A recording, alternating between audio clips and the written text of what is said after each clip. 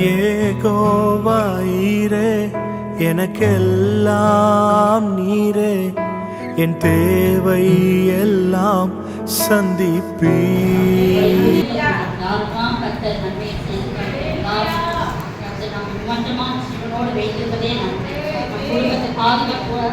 ஒவ்வொரு நொடியும் ஒவ்வொரு நேரத்தையும் நம்ம பார்க்கும்போது எத்தனையோ விபத்துகள், ஆபத்துகள், எத்தனையோ பலவீனம், ஆனாலும் கர்த்தர் நாம நம்ம இவ்வட்டமா நன்றியோடு நன்றியோடு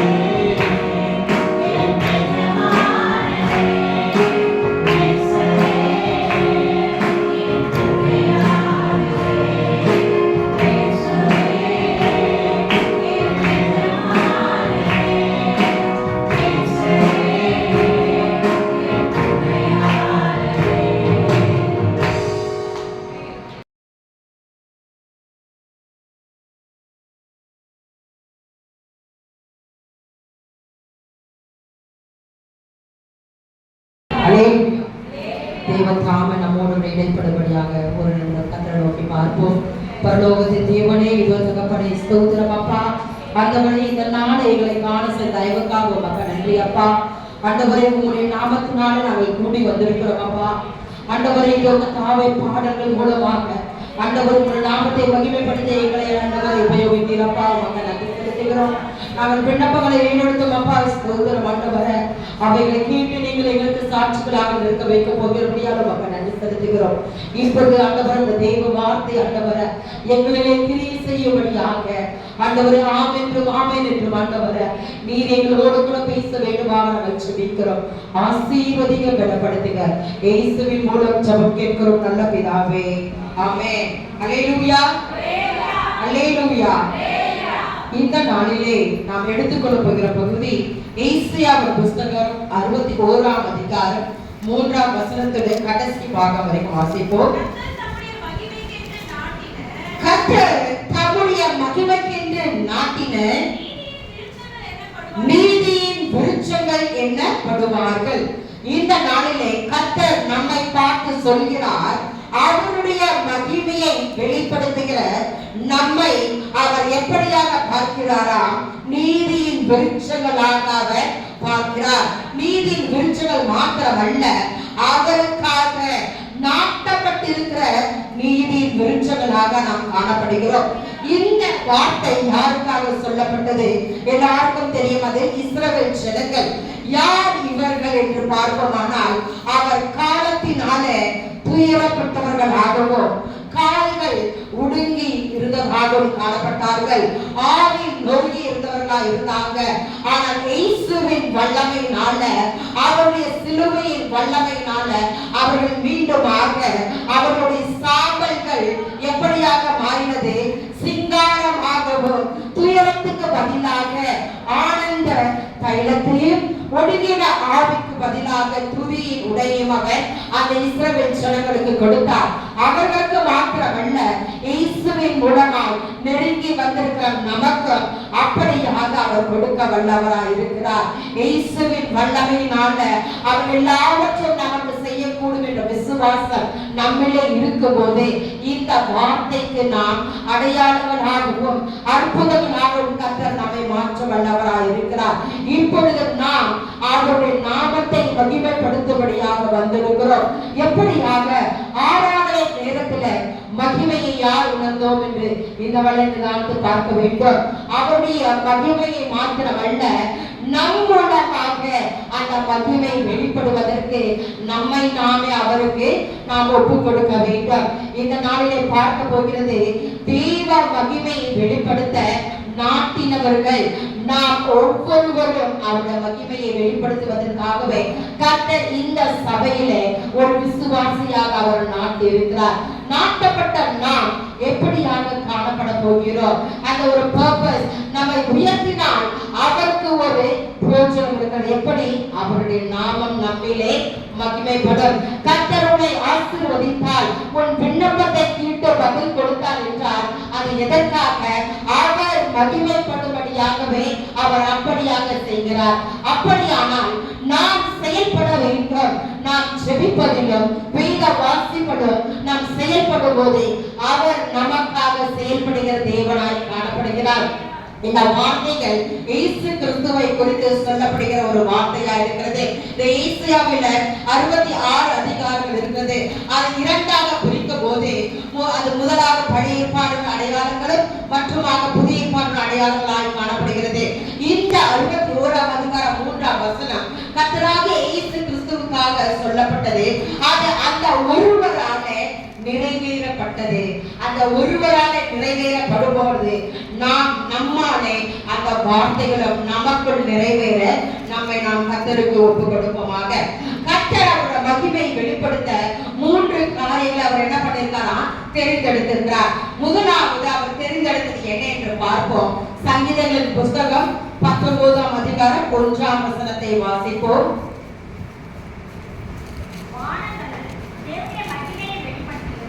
வானங்கள் தேவனுடைய மகிமையை வெளிப்படுத்துகிறது. இந்த வானத்தை உண்டாக்கினவர் யார்? இயேசு கிறிஸ்து தம்முடைய வார்த்தையினால அவர் இந்த வானத்தை உண்டாக்கினார். அப்படி இந்த உலகம் சிருஷ்டிக்கப்பட்டது. அந்த வார்த்தையின் வல்லமையினால் உருவாக்கப்பட்ட வானம் தேவனுடைய மகிமை என்னப்படுகிறதா அது டிக்ளேர் பண்ணுது. Heavens declare the glory of God. அப்படியான வானம் என்றால் பரலோகத்துக்கு ஒப்பிட்டு சொல்லலாம். இந்த இடத்துல பரலோகம் தேவனுடைய மகிமையை வெளிப்படுத்துகிறது. அப்போ முதலாவது பவர் ஆஃப் காட் அப்படியாக நாம் எடுத்துக்கொள்வோம். இரண்டாவதாக அவர் தெரிந்தெடுத்தது என்னவென்றால் இஸ்ரவேல் ஜனங்கள் மத்தியிலே தேவாலயத்தை தம்முடைய மகிமையை வெளிப்படுத்த அவர் தெரிந்தெடுக்கிறார். ஆகாயின் புத்தகம் 2ஆம் அதிகாரம் 7ஆம் வசனத்துல சகல ஜாதிகளையும் அசைய பண்ணுவேன், சகல ஜாதிகளாலும் விரும்பப்பட்டவர் வருவார், இந்த ஆலயத்தை மகிமையினால் நிறைய பண்ணுவேன் என்று சேனைகளின் கர்த்தர் சொல்லுகிறார். அவர் என்ன பண்ணுகிறாரா? இந்த ஜாதிகள் என்றால் தேசங்களை அவர் அசைய பண்ணுவாராம். எல்லா தேசத்தின் செல்வங்களை அவர் என்ன பண்ணுவார்? இஸ்ரவேல் ஜனங்களுக்காக கொண்டு வருவார். இஸ்ரவேல் ஜனங்கள் என்றால் சபையார். அவர் சபைக்காக எல்லா ஆசீர்வாதங்களை கொண்டு வருகிற தேவனாய் இருக்கிறார். நமக்கு தெரியும் சாலமோன் ஆலயத்தை கட்டுவதற்கு எல்லா செல்வங்களும் எப்படியாக பல தேசங்களில் இருந்தது வந்ததாய் காணப்படுகிறது. அந்த வசனம் தான் இது. சகல ஜாதிகளையும் அவர் என்ன பண்ணுவாரா? அசைய பண்ணுவார். ஜாதிகளை அசைய பண்ணின தேவன் நம்மை அசைய பண்ண மாட்டாரா? நம்முடைய ஆவின் அபிஷேகத்தை அவர் அசைக்க பண்ண மாட்டாரா?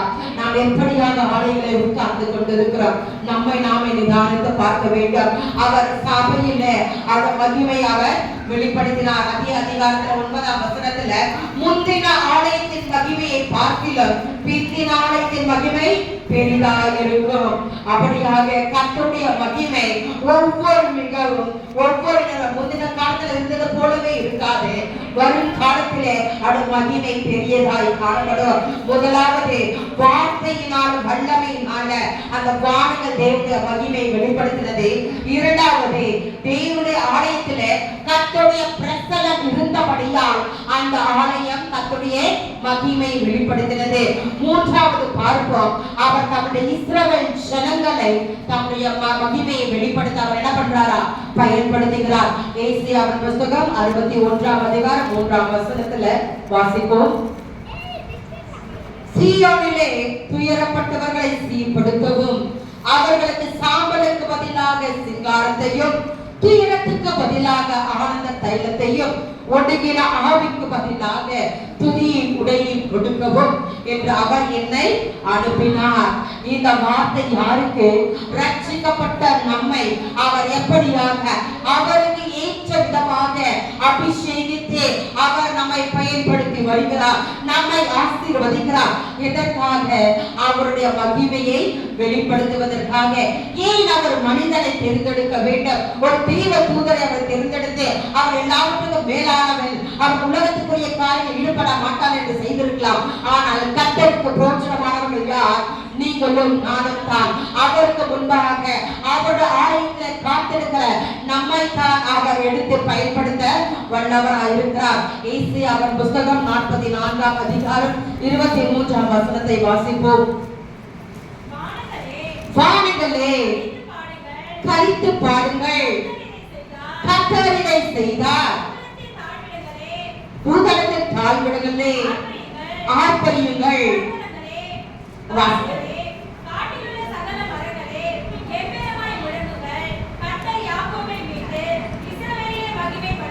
கர்த்தர் யாக்கோபை மீட்டு இஸ்ரவேலிலே மகிமைப்படுகிறார்.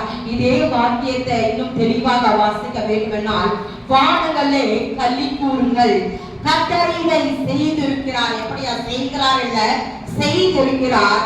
பூமியின் ஆதரங்களில் இருந்து எழுப்புங்கள், மலைகளே காடுகளே மரங்கள் எல்லாவற்றிலும் இருந்து கூச்சலிடுங்கள்.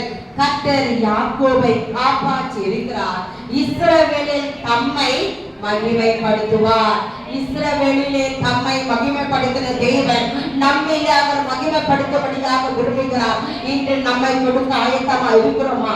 3 காரியங்கள். முதலாவது, அவருடைய வார்த்தையின் வல்லமையினால் உருவாக்கப்பட்ட வானங்கள் தேவனுடைய மகிமையை வெளிப்படுத்தினது. அவருடைய பிரசன்னத்தினால் நிரப்பப்பட்ட ஆலயம் தேவனுடைய மகிமையை வெளிப்படுத்தது. மூன்றாவது, அவர் காப்பாற்றி ஆசீர்வதித்த இஸ்ரவேல் ஜனங்கள் தேவனுடைய நாமத்தை மகிமைப்படுத்த அவர்கள் உபயோகிக்கப்பட்டார்கள். இப்பொழுது நாம் பார்ப்போம் நம்மிலே எப்படியாக அவர் மகிமைப்படுகிறார், நம்மை எப்படி அவர் மகிமை காணப்படுகிறது என்று. ஏசாயாவின் புத்தகம் 60ஆம் அதிகாரம் 1, 2, 3 வாசிப்போம். எழும்பி பிரகாசி, உன் ஒளி வந்தது, கர்த்தருடைய மகிமை உன்மேல் உதித்தது. இதோ இருள் பூமியையும் காரிருள் ஜனங்களையும் மூடும், ஆனாலும் உன்னை கர்த்தர் உதிப்பார், அவருடைய மகிமை உன்மேல் காணப்படும். உன் வெளிச்சத்திடத்துக்கு சாதிகளும் உதிக்கிற ஒளிநிலத்துக்கு ராஜாக்களும் நடந்து வருவார்கள். இந்த 3 வாக்கியங்கள் நமக்கு எல்லாருக்கும் தெரிந்த ஒரு பகுதி தான். எப்படியாக எழும்பி பிரகாசிக்க வேண்டும், அந்த ஒளி வந்தது, கர்த்தருடைய மகிமை உன்மேல் உதித்தது. அவருடைய ஒளி யார் ஒளியா இருக்கிறார்? இயேசுவே உலகத்துக்கு ஒளியா இருக்கிறார். அந்த ஒளி நம் மீது படும்போது எப்படியாக காணப்படுகிறோம்? முதலாவது அந்த ஒளி வரும்போது கர்த்தருடைய மகிமை உன்மேல் உதிக்கிறதாய் காணப்படுகிறது. அந்த ஒளி உதித்த உடனே எப்படியாய் காணப்படுகிறோம்? ஒரு இருள் நம்மை வந்து சூழ்ந்து கொண்டாலும் நம்மிலே இருக்கிற ஒளியானது அந்த இருளை அகற்ற வல்லமை உள்ளதாக இருக்கிறது. ஏனென்றால் அந்த ஒளி இயேசுவே. அந்த இயேசுவானவர் என்னிலே வெளிச்சமாய் காணப்படும் போது இருளான காரியங்கள் போன்ற கஷ்டங்கள் போராட்டங்களோடு சூழ்ந்து வரும்போது அது கடந்து போகிறதா இருக்கிறது. எனக்கு எப்ப பார்த்தாலும் பிரச்சனை, எனக்கு எப்ப பார்த்தாலும் கஷ்டம் என்று சொல்லிக் கொண்டிருமானால் அந்த ஒளி உன்னிடத்திலிருந்து விலகி இருக்கிறது. அந்த ஒளியை நீ தரித்துக் கொள்ளும் போதுதான் நீ வெளிச்சத்தின் பிள்ளையாய் இருப்பாய். நீ வெளிச்சத்தின் பிள்ளையாய் இருக்கும் போதுதான் கர்த்தருடைய மகிமை உன்னிலே வெளிப்படும். அந்த மகிமையை வெளிப்படுத்துவதற்காக நாம் எப்பொழுதும் ஒளியின் பிள்ளையாய் காணப்படும்படியாக அவருடைய வார்த்தையினால ஒவ்வொரு நாளும் நாம் தியானிக்கிறவர்களாக காணப்பட வேண்டும். அப்படியாகத்தான் ஒரு ஒளி நம் மீது காணப்படும் போது எல்லாருக்கும் எப்படியாக இருப்போம்? ஒரு ஸ்பாட்லைட் போல இருப்போம். ஒரு திருமண நிகழ்ச்சி, எந்த நிகழ்ச்சியில என்ன பண்ணுவாங்க? அநேக லைட்ஸ் அந்த மெயின் கேரக்டருக்கு வைப்பாங்க. அந்த திருமண தம்பதியாருக்கு என்ன பண்ண வைப்பாங்க? எதற்காக? எல்லாரும் அவர்களை பார்க்கும் வண்ணமாக அந்த வெளிச்சம் இருக்கும். அது போலத்தான் கர்த்தர் உன்னை உன் குடும்பத்திலும், நீ வேலை பார்க்கும் இடத்திலும், நீ எந்த இடத்துல இருக்கிறாயோ உன்னை ஒரு ஸ்பாட்லைட்டாக வைக்கும்படியாக அவர் விரும்புகிறார். அந்த வெளிச்சத்திற்கு என்ன வருமா? உன் வெளிச்சத்திற்கு ஜாதிகளும் உதிக்கிற உன் ஒளியிடத்துக்கு ராஜாக்களும் நடந்து வருவார்கள். அந்த ஒளி உன்னோடு இருக்கும் போது மகிமை வரும். காரியங்கள் வந்தாலும் அந்த ஒளி அதை அழித்து போடும். அதன் பிற்பாடு ஜாதிகள் பல தேசங்களிலிருந்து உன்னோடு தேடி வருவார்கள், ராஜாக்கள் வருவார்கள். கர்த்தர் அப்படியாக செய்ய வல்லவராய் இருக்கிறார். உன்னை ஒரு அடையாளமாக மாற்ற கர்த்தர் விரும்புகிறார். எப்பொழுது பார்த்தாலும் மற்றவர்கள் அடையாளத்தை பேசிக் கொண்டு இருப்போமானால் நம்முடைய அடையாளமே இல்லாமல் கடந்து போகும். நமக்காக ஒரு தனித்துவத்தை நாம் ஏற்படுத்த வேண்டுமானால் கர்த்தரோடு நாம் இணைந்திருக்க வேண்டும். அந்த ஒளியை விட்டு கடந்து போகாதபடி அந்த ஒளியோடு நாம் இருக்கும் போது இயேசுவின் வல்லமை உன்னிலே கடந்து போகும். எப்படி பேதுரு இயேசுவோடு இருந்தாங்க, மறித்தாங்க. ஆனாலும் அவருடைய ஊழியத்தை செய்யும் போது பேதுருடைய வஸ்திரம், அவருடைய நிழல் பட்டால அந்த இடத்துல அற்புதங்கள் காணப்பட்டதா? அப்படிப்பட்ட ஒரு அனுபவம் நமக்கு வேண்டும். நாம் ஊழியம் செய்கிற, நான் வேத வாசிக்கிற, உபவாசம் எடுக்கிறேன் என்று பல காலங்களா நாம் சொல்லிக் கொண்டிருக்கிறோம். உன்னிலே அப்படிப்பட்ட வெளிச்சம் இருக்கிறதா? உன்னிலே தேவனுடைய மகிமை வெளிப்படுகிறதா? உன்னிலே அப்படிப்பட்ட ஒரு அற்புதங்கள் நடந்து கொண்டிருக்கிறதா? அற்புதம் இல்லாத ஒரு வாழ்க்கை, ஒரு மற்றொரு மகிமை வெளிப்படுத்த நாம் இல்லாமல் போனால் எதற்காக இந்த ஒரு கிறிஸ்தவ வாழ்க்கை? நம்மை நாமே நிதானித்து பார்க்க வேண்டும். ஒரு வளர்ச்சி இல்லாத ஒரு வாழ்க்கை இருந்தோமானால் இன்னும் சிறு பிள்ளையை போலதான் நாம் காணப்பட்டுக் கொண்டிருப்போம். சிறு பிள்ளைகளா இருப்பதற்கு நாம் அழைக்கப்படல. அவர்களை போல குணங்கள் இருக்கலாம். ஆனால் ஞானம் ஒரு புருஷனாய் காணப்படும்படியாக, ஒரு பூரண புருஷனாய் காணப்படும்படியாகத்தான் நாம் அழைக்கப்பட்டிருக்கிறோம். அப்படிப்பட்ட அனுபவம் நமக்கு தேவை. ஆனாலும் உண்மை கர்த்தர் உதிப்பார். இருள் வந்தாலும் அவர் நம் மீது உதிக்கிற தேவனாய் காணப்படுகிறார். அப்படியாக அவருக்காக நாம் உபயோகிக்கப்பட வேண்டுமானால் நான் அவருக்காக செயல்படுவேன் என்று இந்த நாளிலே நம்ம ஒப்புக் கொடுப்போம். நான் அவருக்காக செயல்படுவேன். அப்படியாக ஒரு விசை கர்த்தரோடு சொல்லுவோமா? அந்த ஒரு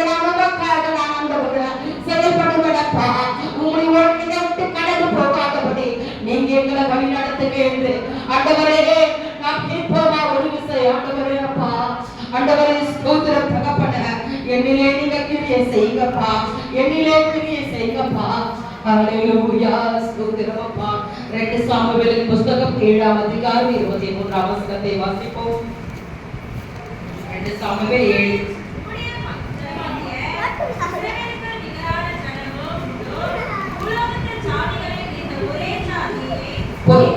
இந்த இடத்துல இஸ்ரவேல் ஜனங்களை குறித்து சொல்லப்படுகிற ஒரு வாக்கியம் அவர்களை குறித்து என்ன சொல்கிறதா உமது ஜனங்களாகிய இஸ்ரவேல் உடையவதை போன்று இவ்வுலகில் வேறு எந்த ஜனங்களும் இல்லை அவர்கள் விசேஷமான ஜனங்கள் என்று கர்த்தர் சொல்கிறார் அவர்கள் ஒரு காலத்திலே அடிமைகளாய் காணப்பட்டாங்க எகிப்திலிருந்து அழைத்து வரப்பட்டாங்க விடுதலை அடைய செய்தார் அவர்களை அவருடைய ஜனமாக மாற்றினார் ஜனமாக மாற்றல அவர் உமது ஜனங்கள் ஆனார்கள் உமது ஜனங்களுக்காக பெரிய காரியங்களை அற்புதங்களை அவர் செய்தார் ஒரு திடீரென்ற மோசையை அவர் என்ன பண்ணாராம் அழைத்தார் இதற்காக இஸ்ரவேல் ஜனங்களுடைய கூக்குரலை அவர் கேட்டார் அந்த கூக்குரலை கேட்டது நிமித்தமாக மோசே அழைக்கப்பட்டான் மோசே நிமித்தமாக ஜனங்களுடைய வாழ்வு மாறினது கர்த்தர் இந்த வழியிலே தெய்வ வார்த்தையை பேசும்போது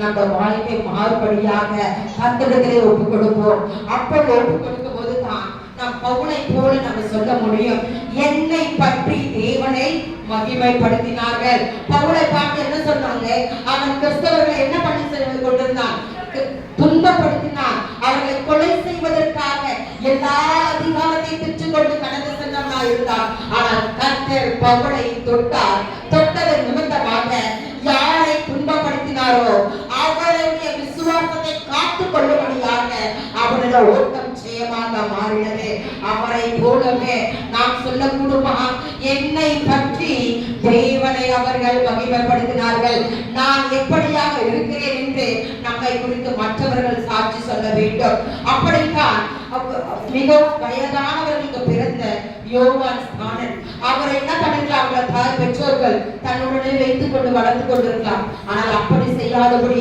தெய்வ வார்த்தைக்கு அவர்கள் கட்டளை பெற்று அவர்கள் இடப்படாங்க வனாந்திரத்திலே அவர் கடந்து சென்று தேவனுக்காக ஊழியம் செய்தார் அப்படி அவர்கள் ஊழியம் செய்த அந்த யோவான் ஸ்நானனை குறித்து இயேசு கிறிஸ்துவானவர் என்ன சொல்கிறார் அவர் எரிந்து பிரகாசிக்கிற விளக்காய் இருந்தார் யோவான் 5:35 அது எழுதப்பட்டிருக்கிறது நீங்களும் சில காலம் அவன் வெளிச்சத்திலே களிகூற மனதாய் இருந்தீர்கள் இயேசு கிறிஸ்துவே என்ன சொல்றாரு எரிந்து பிரகாசிக்கிற விளக்கு யோவானை பார்த்து சொன்னவர் நம்மை பார்த்து சொல்லக்கூடுமா நீங்கள் எரிந்து பிரகாசிக்கிற விளக்கு விளக்கு என்றால் அணைந்து கொண்டிருக்கிற விளக்கா இருக்கக்கூடாது அது மற்றவர்களுக்கு ஒளியை கொடுக்கிறதோ அது எப்பொழுதும் எரிந்து கொண்டிருக்கிறதாக காணப்படுகிறது இந்த விளக்கு நம்மிலே கர்த்தர் கொடுத்த அபிஷேகத்தின் அடையாளமாக இருக்கிறது அந்த அபிஷேகம் அணைந்து போகாதபடி ஒரு காலத்திலே நான் அபிஷேகம் பெற்றேன்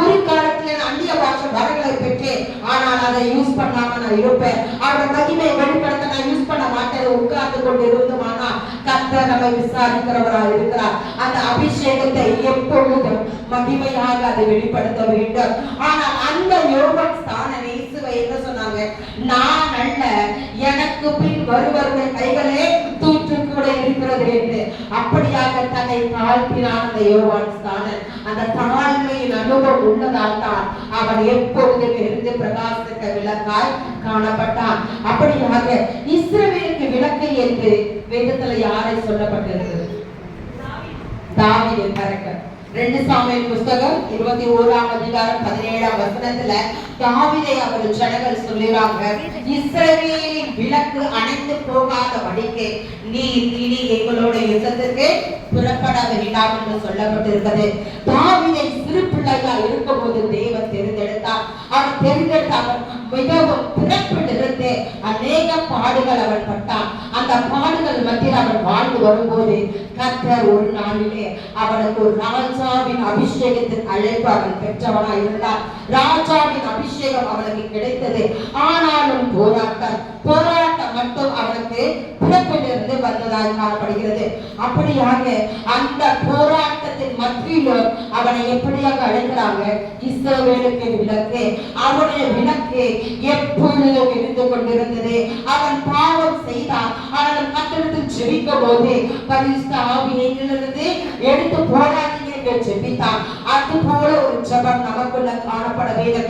எந்த நிலையிலும் பரிசுத்த ஆவியின் அடையாளத்தை, அபிஷேகத்தை நாம் விட்டு விடாதபடி எப்பொழுதும் எரிந்து கொண்டிருக்கிற விளக்காய் நாம் காணப்பட வேண்டும். தாவீதை பார்த்து கர்த்தர் சொன்னார், எனக்கு பிரியமானவன், நான் நேசிக்கிறவன், என்னுடைய சிநேகிதன் என்று தாவீது அழைக்கப்பட்டார்.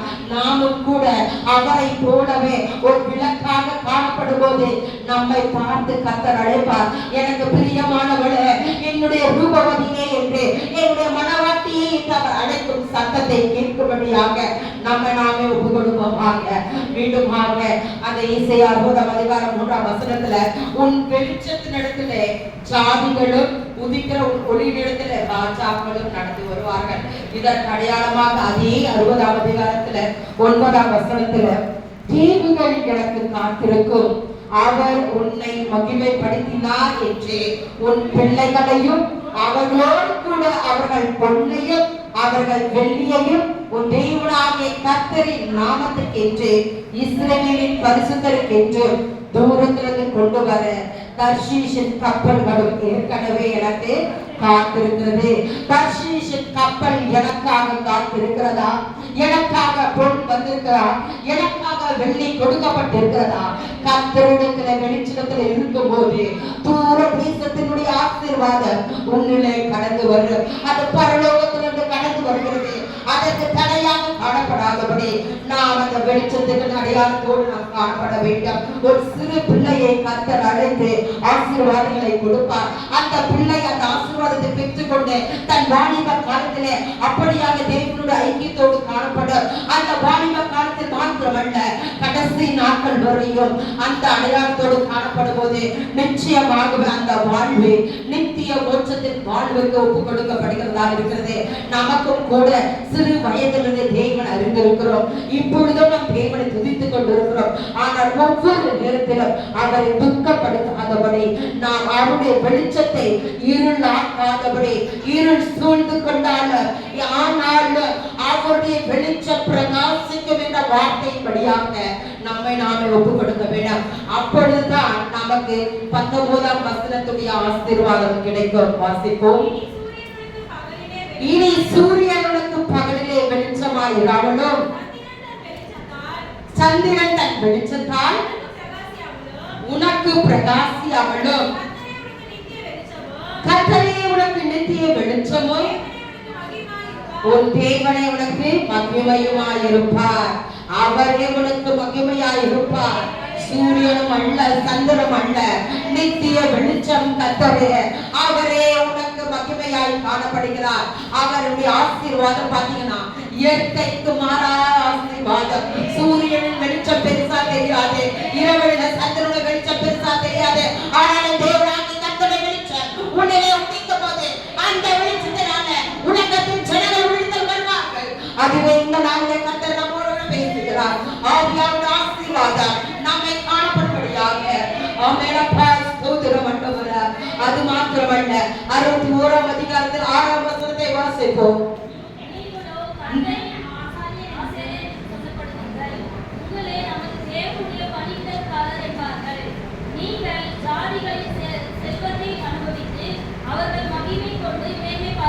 எப்படியாக நீங்களோ கர்த்தரின் ஆசாரியர் என்று சொல்லப்படுவீர்கள். கர்த்தர் நம் ஒவ்வொருவரையும் பார்த்து ஆசாரியர் என்று அழைக்கிறார். உங்களை உமது தேவனுடைய பணிவிடைக்காரர் என்பார்களாம். ஒவ்வொருவரும் தேவனுக்கு பணிவிடை செய்கிறவர்களாய் காணப்படுகிறோம். நீங்கள் ஜாதிகளின் செல்வத்தை அனுபவித்து, அப்படியானால் உலகத்தில் இருக்க அனைத்து தேசங்களுடைய ஆசீர்வாதம் அதை அனுபவிக்கிறவர்களாக கர்த்தர் நம்மை வழிநடத்தி வருகிறார். அவர்கள் மகிமையை கொண்டு மேன்மை பாராட்டுவீர்கள். கர்த்தர் எப்படியாக சத்துருவானவனுடைய ஆசீர்வாதத்தை கர்த்தர் நமக்கு கொடுக்க வல்லவராய் இருக்கிறார். எப்படி? யோசுவாவிலே நாம் வாசிக்கிறோம். 24ஆம் அதிகாரம் 7ஆம் வசனத்துல வாசிக்க வேண்டாம். அங்க பாத்தீங்கன்னா அவர்கள் பண்படுத்தாத தேசத்தை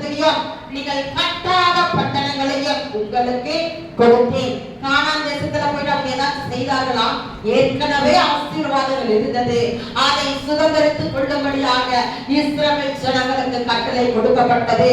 நீங்கள் நடாத திராட்சை தோட்டங்களின் பலனையும் ஒலிவ தோப்புகளின் பலனையும் புசி மனிதனாகிய ஆதாமை அந்த இடத்துல உருவாக்கி வைத்தார். அது போலத்தான் நமக்காக ஆசீர்வாதங்கள் ஏற்கனவே அவர் கொடுத்திருக்கிறார். அனுபவிக்கத்தான் நமக்கு தெரியாமல் இருக்கிறது. நம்முடைய கண்கள் மறைக்கப்பட்டதே நாம் இருளே வாசம் பண்ணி கொண்டிருக்கிறோம். அந்த இருளை அகற்றுவதற்கு இயேசு கிறிஸ்துவின் ஒளி நம்மிடத்தில் வரும்போது கர்த்தர் ஆசீர்வாதத்தை கொடுப்பார். இன்னும் ஒரு ஆசீர்வாதம் 60ஆம் அதிகாரம் 10ஆம் வசனம். ஏசியாவில் அந்நியரின் புத்திரே உன் மதில்களை கட்டுவார்கள், அவர்களுடைய ராஜாக்கள் உன்னை சேமிப்பார்கள். இப்படிப்பட்ட ஆசீர்வாதம் யாருக்குமே கர்த்தர் கொடுக்கல. ஆனாலும் அவர் எதற்காக சொல்கிறார்? ஆனாலும் என் கிருபையினாலே உனக்கு இறங்கினேன். அவர் பல முறை நம்மை கொடுக்கலாம், பல முறை அவர் நெருக்கி இருக்கலாம். ஆனாலும் அவர் கிருபையினால் அவர் இறங்குகிற தேவனாக இருக்கிறார். அவர் இறங்குகிற தேவன் மாத்திரமல்ல, அந்நிய புத்திரவும் நதிகளை கட்டும்படியாக அவர் உண்டை கொண்டு வைத்திருக்க தரிசனங்களை நிறைவேறத்தக்கதாக நம்மை ஒப்புக் கொடுக்க வேண்டும். 61ஆம் அதிகாரத்துல 5ஆம் வசனம் வாசிப்போம்.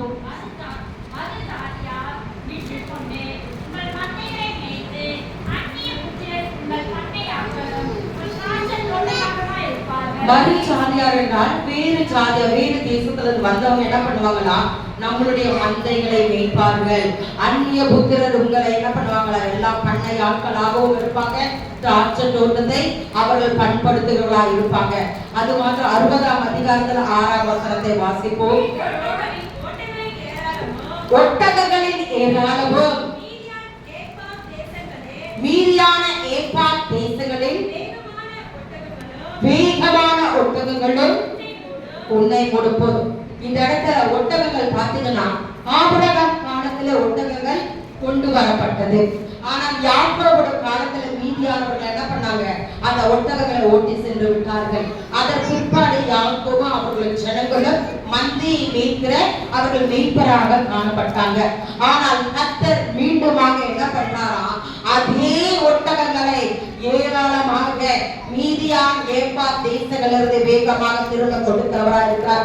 எந்த காரியங்களை மற்றவர்கள் எடுத்து கடந்து சென்றிருக்கிறார்களோ அதே காரியத்தை திரும்ப கொடுக்க நம்முடைய தேவனாகிய கர்த்தர் வல்லமை உள்ளவராக இருக்கிறார். இழந்த ஆசீர்வாதங்களை அவர் கொடுக்கபடியாக உன்னை தெரிந்தெடுத்திருக்கிறார். நாம் என்ன செய்கிறோம்? அவருடைய மகிமையை வெளிப்படுத்தும் போது அவர் நிச்சயமாக இழந்த ஆசீர்வாதங்களை கொடுக்க வல்லவராக இருக்கிறார். சத்துருவானுடைய ஆசீர்வாதத்தை எப்படியாக நமக்கு கொடுக்கிறார்? ஆமானுக்காக எல்லா காரியங்களும் ஒழுங்கு செய்யப்பட்டது. ஆனால் அந்த ஆசீர்வாதம் யாருக்கு கடந்து சென்றது? மொர்தெகாய்க்கு கொடுக்கப்பட்டது. ஆனால் அந்த ஆசீர்வாதம் யாருடைய ஆசீர்வாதம்? ஆமானுக்காக எல்லாமே அரேஞ்ச் பண்ணப்பட்டது. அப்படித்தான் மற்றவர்களுக்காக நம்முடைய சத்துருவுக்காக எல்லாம் அரேஞ்ச் பண்ணப்படும். ஆனால் கர்த்தர் நமக்கு என்ன பண்ணுவார்? ஏற்ற வழியில உன்னை உயர்த்தும்படியாக அவர் தேர்ந்தெடுப்பார். மீண்டுமாக அவர் நமக்கு ஒரு டபுள் ஆசீர்வாதத்தை கொடுக்கிறார். 61ஆம் அதிகாரம் 7ஆம் வசனத்துல வாசிப்போம். உங்கள் வெட்கத்துக்கு பதிலாக இரட்டத்தனையாய் பலன் வரும், இச்சைக்கு பதிலாக தங்கள் பாவத்தில் சந்தோஷப்படுவார்கள். போதும். இந்த இடத்துல பாத்தீங்கன்னா உங்கள் வெட்கத்துக்கு பதிலாக இரட்டத்தனையாய் பலன் வரும். இந்த இரட்டத்தனை பலன் பாத்தீங்கன்னா ஒரு பலன் நமக்கு கொடுக்கப்பட்ட ஆசீர்வாதம், மற்றொரு பலன் யாருடைய ஆசீர்வாதம் என்றால் அது சத்துருவானுடைய பாகம். அதுதான் இந்த இடத்துல சொல்லியிருக்கிறது, தங்கள் பாகத்தில் சந்தோஷப்படுவார்கள். யாருடைய பாகத்துல? அது சத்துருவானுடைய பாகத்துல. ஆமானுடைய பாகம் ஒன்றே, மொர்தெகாயின் பாகம் ஒன்றே. இரண்டு ஆசீர்வாதத்தை அவர்கள் பெற்றுக் கொண்டார்கள். மொர்தெகாய் விரும்பினதோ யூத ஜனங்களுக்கு ஒரு விடுதலையை அவன் விரும்பினான். ஆனால் அதே ஜனத்துல 127 தேசங்களுக்கும் ராஜாவுக்கு அடுத்த நிலையில அந்த மொர்தெகாயை கர்த்தர் உருவாக்கினார் என்றால் அது இரட்டத்தனையான ஆசீர்வாதம் தான். நமக்கும் கூட நம்முடைய நிலைமையை பார்த்து அவருடைய நாம் இணைந்திருக்கும் போது கர்த்தர் அப்படிப்பட்ட ஆசீர்வாதங்களை கொடுக்க வல்லவரா இருக்கிறார். நாம் என்ன செய்கிறவர்களாய் காணப்பட வேண்டும். அவருடைய மகிமையின்படிய அவருடைய கரத்திலே நாம் அடங்கி இருக்க வேண்டும். கரத்திலே அடங்கி இருக்கும் போது கர்த்தர் மின்னுமாக 3 காரியங்களை செயல்படும்படியாக அவர் சொல்கிறார். ஏசியா 61 அதிகாரம் 4 வசனத்தை வாசிப்போம்.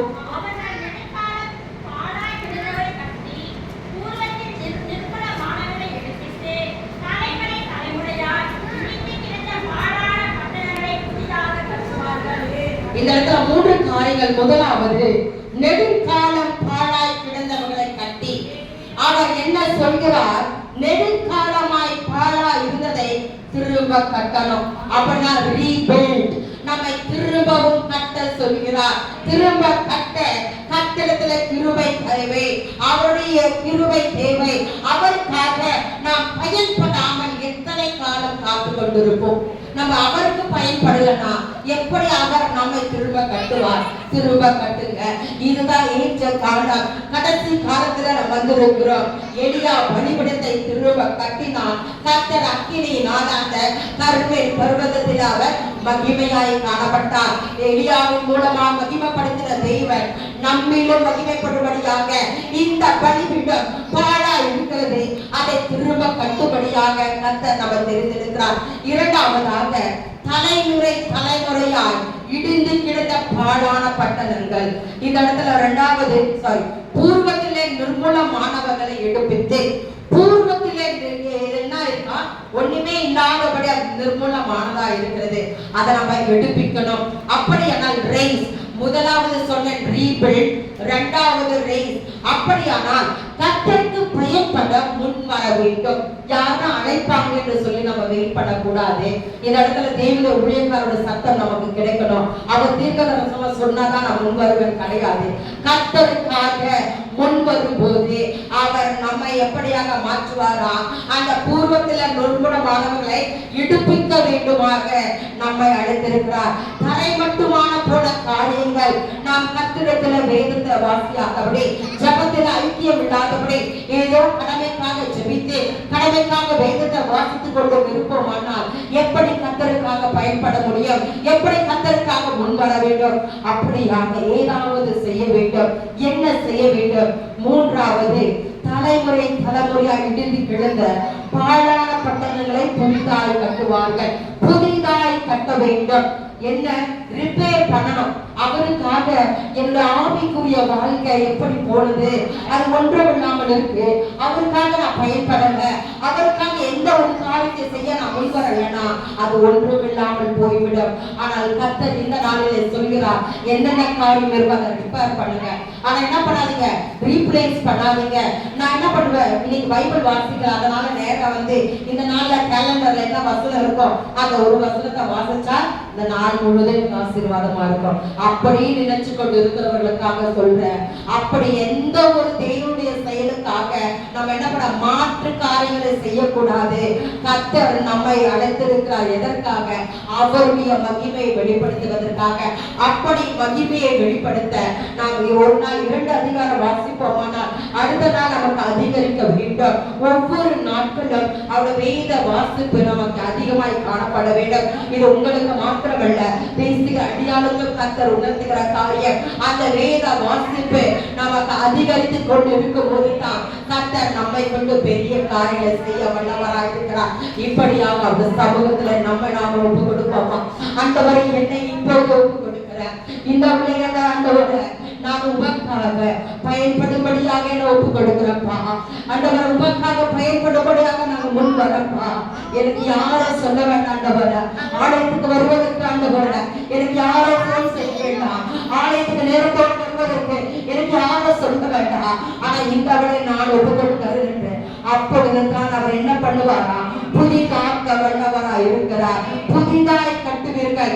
இருக்கிறத இடிச்சு இடிச்சு கட்டுவதல்ல, புதிய காரியங்களை கட்டும்படியாக அவர் அழைத்திருக்கிறார். அப்பொழுதுதான் முதல் வசனம் வாசித்தோம். அவர்கள் கர்த்தருக்கு மகிமைக்கென்று நாட்டின நீதியின் விருட்சங்கள் எண்ணப்படுவோம். இந்த 3 குணாதிசயங்கள் நமக்கு இருக்கும்போது அவருக்காக பயன்படுத்த நம்ம ஒப்பு கொடுப்போம். அவருக்காக நாம் முன் வரும்போது, அவருக்காக நம்ம எல்லா காரியத்தையும் புதிதாக்கும் போது கர்த்தர் பெரிய காரியங்களை நம்மளே செய்ய வல்லவராய் இருக்கிறார். ஒரு சிலை தலைகளை தாழ்த்தி நம்ம நாம ஒப்பு கொடுப்போமா? பரிசுத்த ஆவியானவர், ஆண்டவரே என் மூலமாக மகிமைப்படுங்கப்பா, என் மூலமாக மகிமைப்படுங்க தகப்பனே. ஹல்லேலூயா. ஆண்டவரே உம்மை துதிக்கிறோம், உம்மை துதிக்கிறோம் ஆண்டவரே. சர்வ வல்லமையுள்ள தேவனே ஸ்தோத்திரம் ஆண்டவரே. பரிசுத்தரே உம்மை துதிக்கிறோம் ஆண்டவரே. பரிசுத்தரே உம்மை துதிக்கிறோம் அப்பா. பரலோகத்தின் தேவனே உம்மை துதிக்கிறோம் ஆண்டவரே. எங்களிலே கிரியை செய்யுங்க, எங்களிலே கிரியை செய்யுங்கப்பா.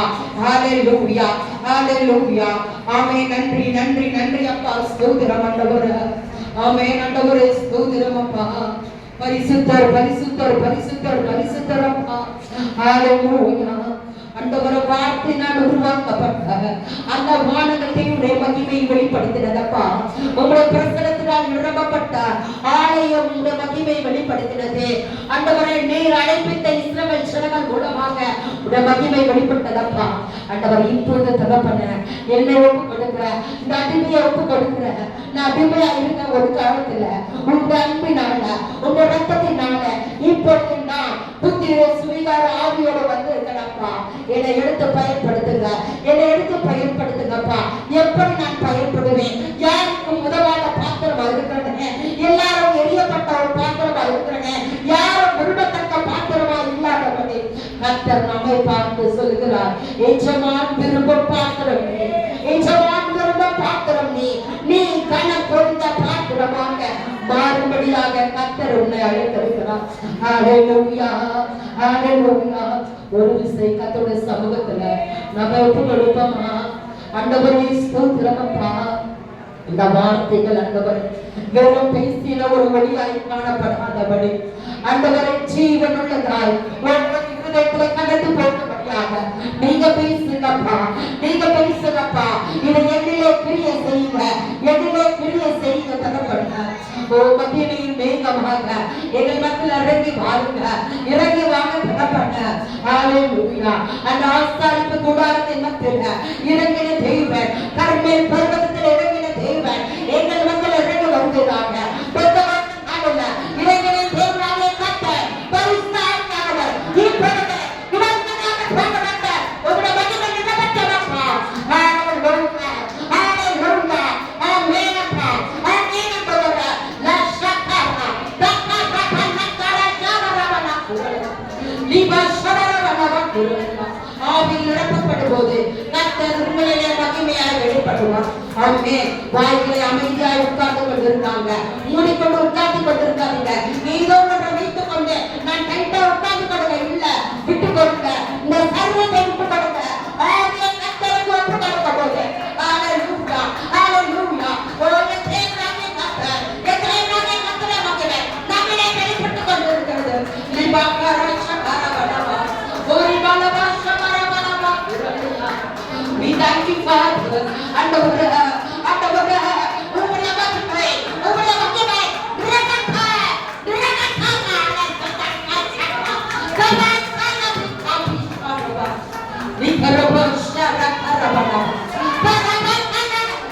Yes Father, yes Father.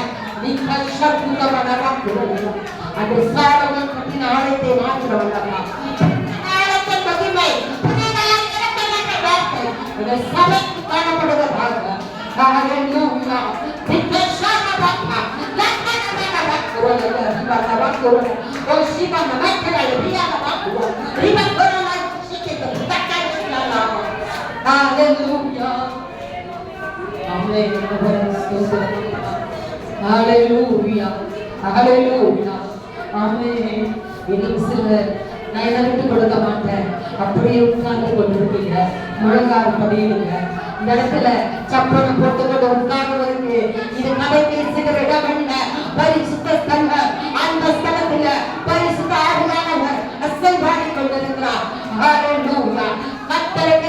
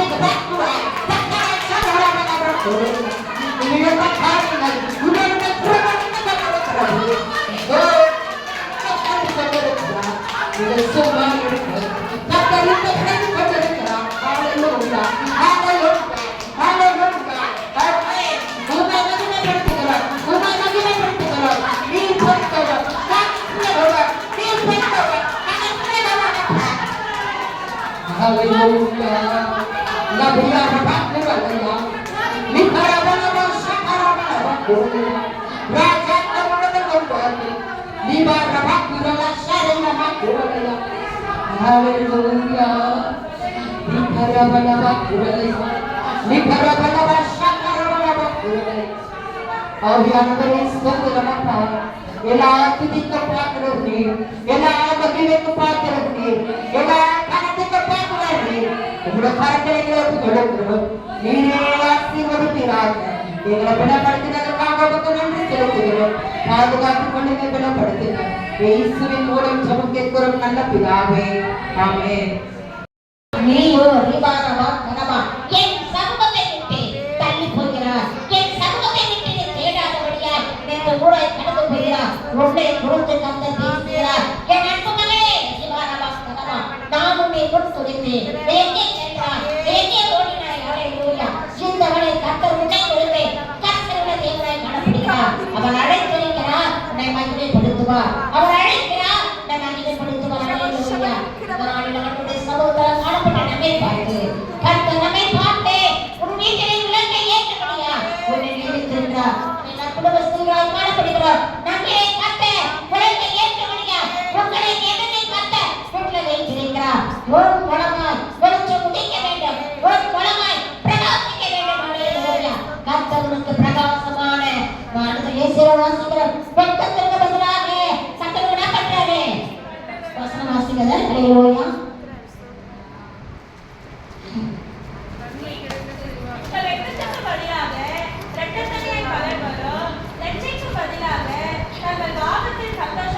வெட்கத்திற்கு பதிலாக இரட்டத்தனையான பலன்கள். ஹல்லேலூயா. குடும்பங்களிலே சூழ்நிலைகளை எப்படிப்பட்ட வெட்கத்துடன் காணப்பட்டீர்கள்? ஆண்டவர் இரட்டத்தனையான பலன்கள்.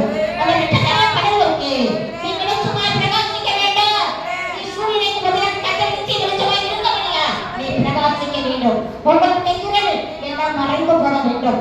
என்னென்ன சூழ்நிலைகள் மற்றவர்களை குறித்து, குடும்பத்தை குறித்து எந்தெந்த கருத்துப்பட்டு இருளாய் காணப்பட்ட எல்லா இருள் அகற்றப்படும்போது அவர் நித்திய வெளிச்சமாய் காணப்படுவார். ஒரு வீட்டை கர்த்தர் விளக்கை ஏற்றுவார். ஹல்லேலூயா. அசுத்தம் நீங்கபடியாக, பாவகாரியை விட்டு விலகபடியாக கர்த்தர் இந்த நாளிலே வெளிச்சமாய் பிரகாசிக்கிறார். உன்னை உபயோகப்படுத்தி இருக்கிறார். கணத்திற்குரிய பாத்திரமா, கணத்திற்குரிய பாத்திரமா, நிறைவுடைய பாத்திரமா கர்த்தரை பிரோஜனப்படுத்துவார். நீ எழுத வேண்டும். எழுத பிரகாசே உன்னை ஒழுங்குகிறது. ஹல்லேலூயா. இந்த நாளிலும் கூட எழுதப்படக்கூடிய ஆசீர்வாதத்தை நமக்கு கர்த்தர் கொடுத்திருக்கிறார். உன் வீட்டிற்கு நீ வெளிச்சம், வீட்டிற்கு நீ ஒளி கொடுக்க வேண்டும். ஹல்லேலூயா. உன் கருணாக செலுத்தின விளைநிலமா உன்னை கொண்டு கர்த்தர் சுகப்படுத்துவார். இந்த ஊடுடைய ஊழியம் செய்கிறார். உன்னை கர்த்தர் பலப்படுத்துவார். நீ ஜெபிக்கிற மகளாய், நீ பிரகாசிக்கிற மகளாய், நீ அனைவருக்கே ஒரு தூணாய் காணப்பட வேண்டும். இரட்டத்தனை ஆசீர்வாதத்தை கர்த்தர் கொடுக்கும்படி இந்த வழியை கர்த்தர் நினைத்திருக்கிறார். தேவன் ஆசீர்வதிப்பார். ஜெபிப்போம். அன்பின் கர்த்தாவே, பரிசுத்த ஆவியானவரே, வேலைக்காக ஸ்தோத்திரம். எங்களோடு நீர் பேசுகிறீங்க.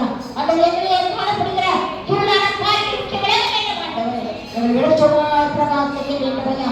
அது எந்த இடத்திலும் வெட்டப்பட்டவர் எல்லாவற்றையும் மாற்றி இரட்டிப்பான ஆசீர்வாதங்களை, இரட்டிப்பான பலனை இந்த தலைமுறையான கரங்களை ஒப்புக் கொடுத்தார்.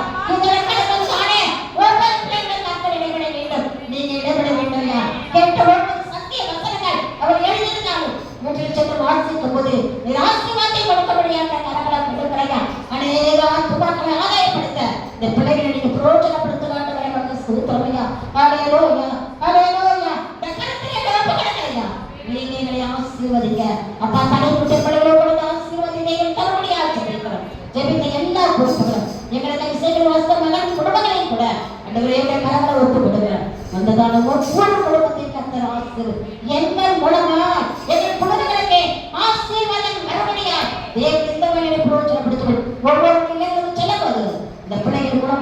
அந்த குடும்பத்தின் ஆசீர்வாதத்தை தேவன் கட்டளையான கரங்களை கொடுக்கிறேன்.